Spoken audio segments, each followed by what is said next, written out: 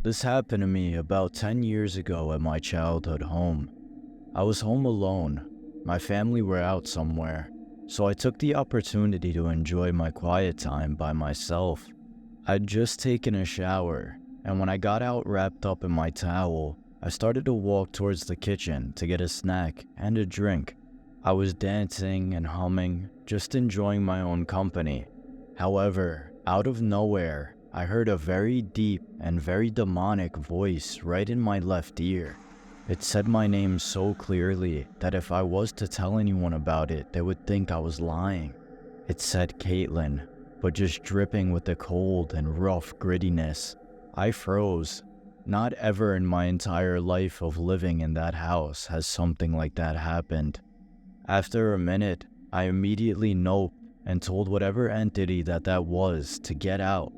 That was certainly not welcome in my home. I then went to my room to watch TV and try to get it off of my mind.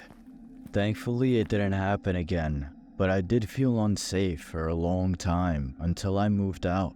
I never felt so vulnerable in my own home like that before, and I hope it doesn't happen ever again. As you may know, Charlie Charlie is a demonic game, similar to Ouija boards. Charlie Charlie, however, uses a piece of paper. This paper is split into 4 sections with yes and no written in the opposite corners. You also have to place 2 pencils in the middle, with one balancing on the other. So a few years ago, my younger sister and a few of her neighborhood friends were playing Charlie Charlie. Myself, my older brother, and one of our neighborhood friends sat on the steps in front of the house and just watched.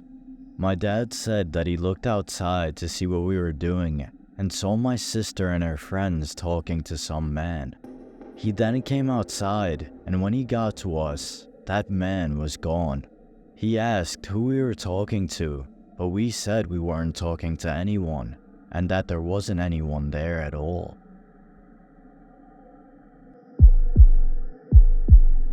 My mother decided to tell a story about an experience she had during her childhood. She was laying in bed in her mother's room, who was my grandmother. My grandmother had a ton of antique dolls that were frankly quite creepy. That night, my mother said that one started moving, and she's not a believer in anything of the sorts. Whether it be spirits, demons, she doesn't believe in it, but she knows what she saw that night. She said it got picked up and something made it dance. Of course she freaked out, and now she just plain hates dolls. I've inherited my grandmother's dolls since then, and I haven't experienced anything like that with them. In my opinion, it must have been something demonic in the home. Ever since being in ownership of them, my mother won't visit me anymore, which I can only attest to that demonic doll.